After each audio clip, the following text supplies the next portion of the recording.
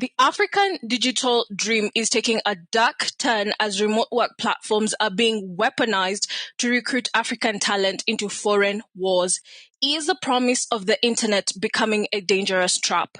In Nigeria, e-commerce startup Alerzo has begun selling off assets to settle a 4.38 billion naira debt to Moniepoint, raising urgent questions about founder accountability and financial stability. Meanwhile, the new partnership between Unilever and Google threatens to squeeze emerging startups out of the AI-driven marketplace. But with PesaLink and PAPS revolutionizing cross-border trade, the tide is still turning. As the stakes for African tech move from growth to survival, staying informed is a necessity for every founder, investor, and tech enthusiast on the continent. And that is what we are here for. Hello, everyone, and welcome to the Tech Tides Africa podcast. My name is Karen Miner, coming to you from Kenya, and joining me is Kelvin. Good morning, Kelvin. How are you doing today? I'm doing well. I'm doing good. Had a very restful weekend, so I'm ready to tackle the week. Yes, as we were discussing before we started shooting, I had a very cozy weekend, so I have all the energy to discuss today's topics. And today we are starting with a rather sad and horrific story as we look at human trafficking that is happening across the African continent. And when you look at statistics from the United Nations, it shows that Africa has the highest number in percentage of people that are trafficked across borders.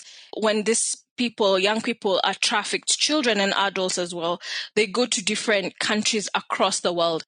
So reports have emerged of young Africans from countries like Nigeria, Kenya, South Africa, and Zimbabwe finding themselves on the front lines of wars in Ukraine, Russia, Israel, and across the Middle East. Over 1,400 Africans from 36 countries are reportedly active in the Russian-Ukraine conflict alone. And this has a lot of impact for us because if, for example, you're a millennial, you know that our parents' dream is for us to leave the continent and go to the West in search of a better future. But now it seems social media recruiting platforms are being used to lure Africans into slavery and human trafficking. I don't know what your thoughts are on this, Kelvin. When you think about it, it's pretty much the weaponization of the gig economy. And as Africans, we are all familiar with the gig economy. You provide value to people around the world in exchange for cash. This has brought a lot of opportunities to us because you don't now have to be in these places to be able to do the work thanks to the growth of technology. But then the same platforms that were used previously as a way to engage with this work, like Telegram, gaming sites, because we are also seeing in the reports that it's one of the places that they are advertising these false jobs at, are now being used to recruit people to war. And war is, even from reading like about war, eyewitness accounts, watching documentaries, you know how chaotic that can be. And then imagine going there without knowing that this is what you're going into. It's just very crazy. And yeah, I think it was something that we should talk about on the podcast because while we are encouraging people to learn digital skills and tap into the gig economy, we have to also point out that there are people out there to exploit you. I didn't think that it would be to the extent of sending people to war, but apparently this is what it is.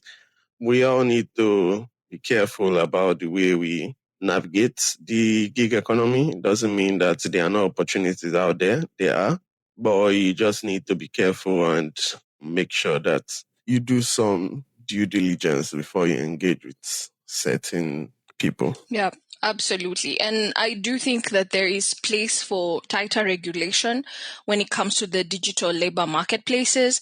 I also do think that I would like to see platforms take a lot more responsibility when it comes to governance and identity verification. Places like Upwork, I think, are very easy. And I'm not saying that Upwork is involved in this. Kindly don't take this the wrong way. But I do think it's quite easy for most of these platforms for you to not go through the right verification process. And I do wonder how that can be solved. because it's a very worrying trend. Myself, I am in the online space. My work comes from the digital space. So this is a very worrying trend for me. And it begs the question, how can I protect myself? But also, how can our governments protect us? And how can the platforms that we are using ensure that we are well protected? So I do think there's a lot of space for policy and also for education when it comes to how people can protect themselves and do due diligence before they accept any form of work, especially when it comes with travel. I think it's very important to do quite a bit of due diligence on your end. Yeah, there's definitely the point for policy. Maybe it's just me and a couple of millions of other Nigerians, but to have faith in the government, I would rather try to do what I can do on my own end. Yeah, maybe regulation catch up. I mean, we are seeing regulation catch up in terms of data protection and digital sovereignty. So I like the work they are doing there. It's really great work they are doing there, at least in Nigeria so far. But there is space for policy and there is space for due diligence, because at the end of the day, you are the one that are in this situation. So if you happen to find yourself in a war zone, I don't think you would be able to think about the government at that point. So try to do your own part, and then maybe the regulation catches up. Maybe this hasn't even gained enough attention to get them thinking about regulation. I don't know. But yeah, this is a worrying topic. Moving on, there is a partnership between Unilever and Google. Basically, what's happening is that Unilever is merging its 400 plus brands to Google's Vertex AI. A report came out last week from Condia that this could be very worrying for startups, because we are already in that age where people go to AI chatbots like ChatGPT and Gemini to get answers to their questions. And now Unilever is merging its 400 brands with the AI that is the backbone of a lot of the Gemini answers, for example. The report is saying that it should be worrying for startups, because imagine somebody goes to Gemini to ask questions about a particular product, or they are looking for a particular product, and Unilever has that product. Then the AI might be inclined to give Unilever as the answer, which cuts out a lot of startups from the equation. Because it's still the early days of AI, I'm not really sure how this plays down the line. There's a lot of unknowns when it comes to how AIs come to their answers. How do they source for this data? How do they come to their final answer when you ask questions? Some of these things are not still clear, but it seems like this partnership will definitely influence how one of the biggest AI chatbots at the moment does respond to people. What are your thoughts on this, Karen? It feels like we're going back to life before social media and the digital world, where marketing was the prize of who could afford it, right? Giants were able to market in a traditional sense, and this locked up smaller businesses and startups and such. And I think that that might be a route where we go, where what they call algorithmic foreclosure, the market is closed off to new entrants because dominant AI platforms are integrated with larger organizations, which I think is what we're seeing here with Unilever, where because they have the capacity to do this, they're able to lock out smaller organizations. And I think social media came to help with that, where you could be a small business, you could go viral, you could build a business around content. And we've seen content being king. And I do believe that it might continue to be, only from a very different angle. Now we're seeing that it's very possible for you to be locked out. There are a couple of things that have been suggested that I do think are good. One of them being that AI agents need to be auditable, meaning they have to explain why they recommended one brand over the other. I do think that might help. I don't know how that helps on a large scale. I wouldn't pretend to understand. there's also the requirement for the agents to be neutral, where they're not brand agnostic, unless as a user you ask explicitly for a specific brand. They do not do that. Now, I do think that startups need to begin to think about how to be discoverable by AI platforms. I work in the SEO space, and this is something that we are very consciously doing for the brands that I work with, where we're making sure that AI overviews are able to capture them by focusing on answering very specific questions within their niche. And I think that's something that startups will have to start doing, where you're not just creating content for the sake of it, you're actually answering questions that are relevant to your consumers and you're being very specific with it. That might help. But I do think that eventually there has to be certain regulations that protect smaller organizations of the world economy. Yeah, those would be my thoughts. Yeah, one of the things you touched on there was SEO. I think that is a good place to start from, especially in terms of like comparison, because we know that for SEO, there is a formula to over time get your site to rank higher. So kind of like the ranking system that we had with SEO, maybe there has to be something like that for these AI chatbots so that smaller businesses, smaller startups can also be able to partake in this AI boom and not be left out. So yeah, that's definitely one way to think about it. Yeah, and just to add, as you think about SEO, you're thinking about AEO and you're thinking about GEO. So you're thinking about answering questions, as I had said, and you're thinking about being very specific in terms of where your people are located. Those are two formulas that I would advise startups to start working on at the moment when it comes to capturing AI. Yeah, I had a challenge a couple of weeks ago that I wrote about. I was trying to buy gift cards to recharge my PlayStation account, and I kept on going through like web page after web page, and I was getting what I wanted, but it's just the payment wasn't working out. So I don't know whether it was my Nigerian card or something like that, but page after page it wasn't working out. Eventually, I used AI overview and it just gave me one answer with one brand. I signed up on their app and actually bought the gift card. It was so seamless. I was very surprised, like, how do these AI tools actually come to this conclusion? And it made me go through this deep dive where AI don't just take into account like things that traditional SEO would take into account. They are also pulling data from like social media platforms, conversations that people are having about topics. And it is usually good when people are talking positively about your product, when they are saying that this product helps them solve this particular problem. Places like Reddit forums are also places that these large language models pull data from.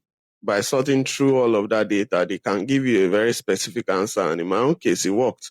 So there is some form of a rough idea on what to do as a startup to optimize your brand for discoverability by these AI tools.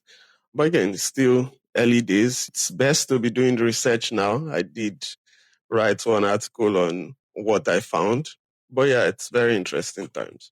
Absolutely. And I think it's a growing space. So, as we always say, watch and learn. I agree with that. And now, still on startups and moving to Nigeria, B2B e-commerce startup Alerzo is liquidating its delivery assets. That includes its buses, motorcycles, operational vehicles, as it grapples with a multi-billion naira debt that is owed to Moniepoint Microfinance Bank. When you look at how the business is structured, they seem to have fallen into problems as a result of what is happening within the economy.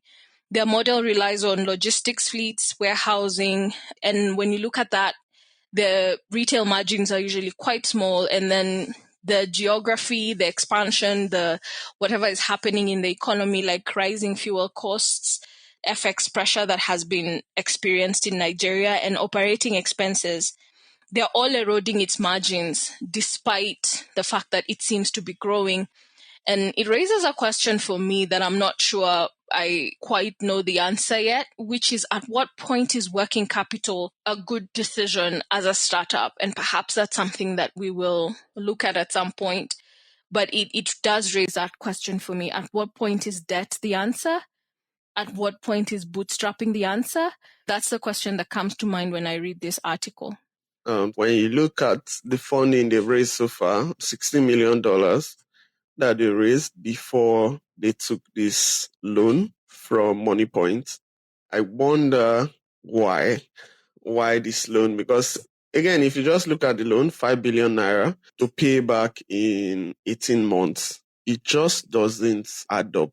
Yep. Yeah, it doesn't add up. Like I keep going back and thinking about it over and over again. And there's just no way to do that as a startup. And so I wonder why they took this loan in the first place.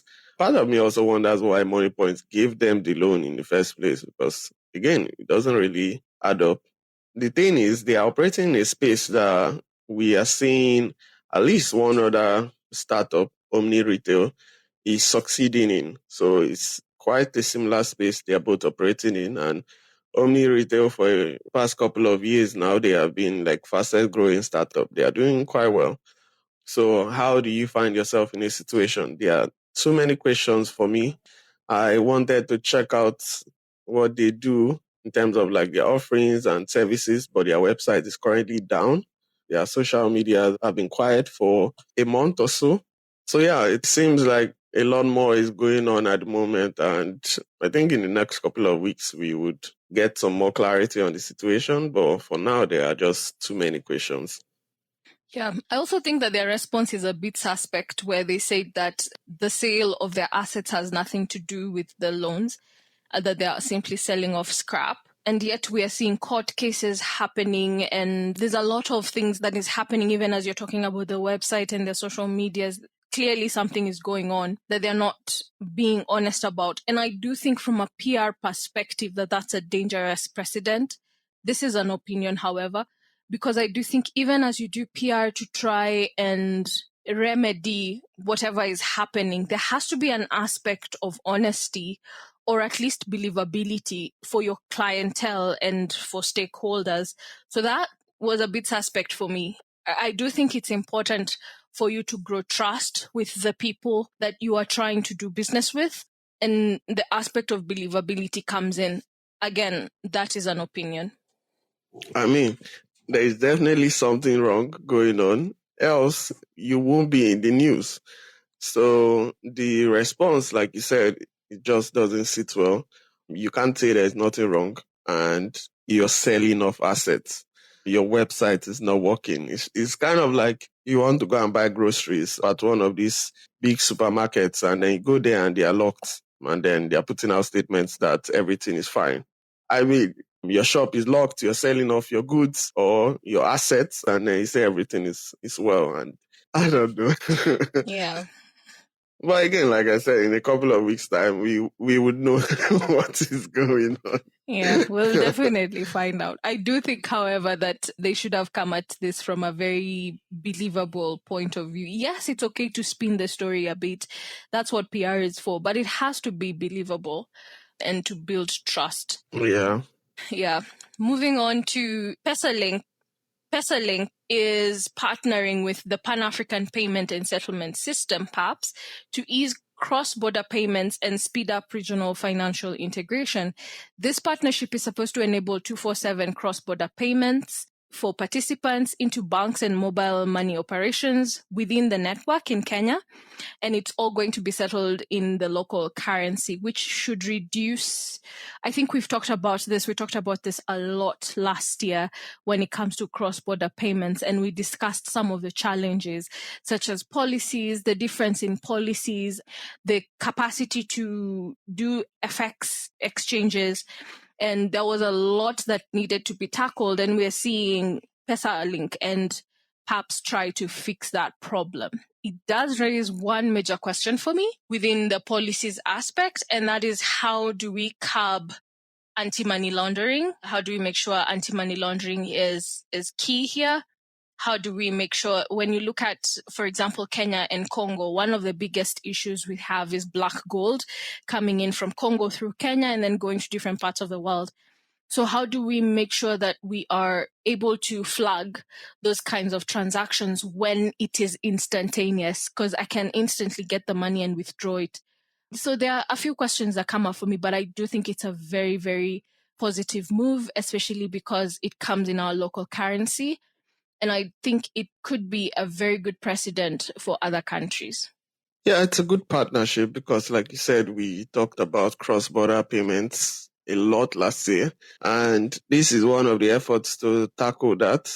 PAPS has been trying to connect banks across Africa for a while now. And this partnership with Pesalink brings a lot of banks from Kenya into that ecosystem. So it's a positive move for me.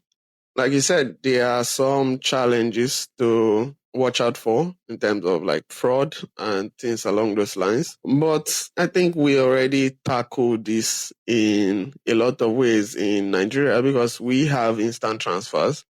Doesn't matter how much you're transferring, there are mechanisms that are in place to make sure that things like that don't happen. Of course, people still bypass them every now and then. We saw a lot of cybersecurity issues, especially with banks last year.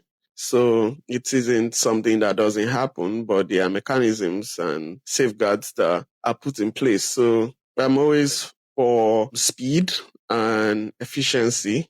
So this brings us closer together. It will definitely improve trade in the region. So yeah, I'm definitely all for this story.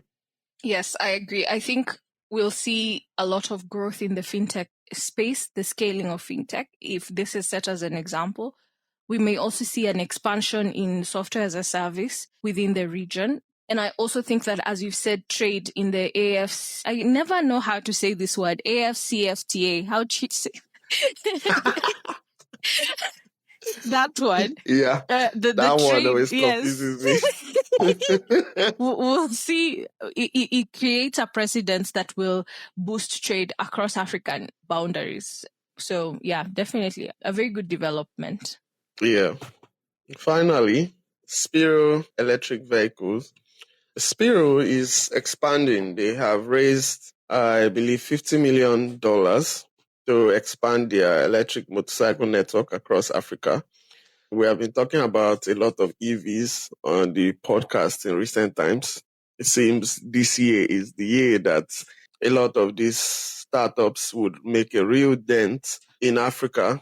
And it's welcome. It's welcome. It moves the shift from oil and gas to electricity, and that is touted as the future, right? But what they did in this case, they raised it as debt. So I believe that they are making a lot of revenue to ensure that they are fine. Else we may see a situation like Alerzo that we talked about earlier. But other than that, it's good news. The expansion of electric vehicles. Again, more and more as we talk about these stories, I'm beginning to think that maybe there's really something here. Maybe there's really something. I mean, clearly there's something here. There's a lot of money being poured into this area at the moment. There are still challenges, like in a place like Nigeria, reliability on the grid, and or is the infrastructure in place, charging stations and things like that. Other than that, we are seeing EVs growing more and more. Yeah, I think traditionally we have seen that a lot of the money that flows into African startup ecosystem has gone to the fintech and finance space. So it's very interesting for me to see capital begin to flow towards energy and mobility infrastructure. I think that's a very exciting space. Last year, at some point, we did discuss wanting to see startups in other industries begin to grow. So this is one that we're seeing this year. Very exciting. These guys are operating in different African countries, Uganda, Kenya, Nigeria, Rwanda, and they have deployed more than 60,000 electric motorcycles, and they have about 1,200 battery swapping stations. That's a big endeavor. They have swapped 26 million batteries. That's crazy to me. That sounds very good and exciting. And as we had discussed last week, we seem to be ready as a continent for the electric vehicle age, which I'm hoping to see transfer from motorcycles into cars themselves. Perhaps that's what I've been waiting for all my life. I'm not sure. But it's interesting to see because there's a lot of advantages to the way that they're doing it. I also think that their business model seems to be working. So I'm interested to see where this industry goes as we move forward. Africans are just very resilient. So where there are challenges, there are people that will still be like, yeah, there's a way here, there's a way here. And it's awesome. It's very encouraging to see. I think the same way when I'm trying to solve any challenge. I'm always like, there's kind of a way. It's kind of like a video game, and I play a lot of video games.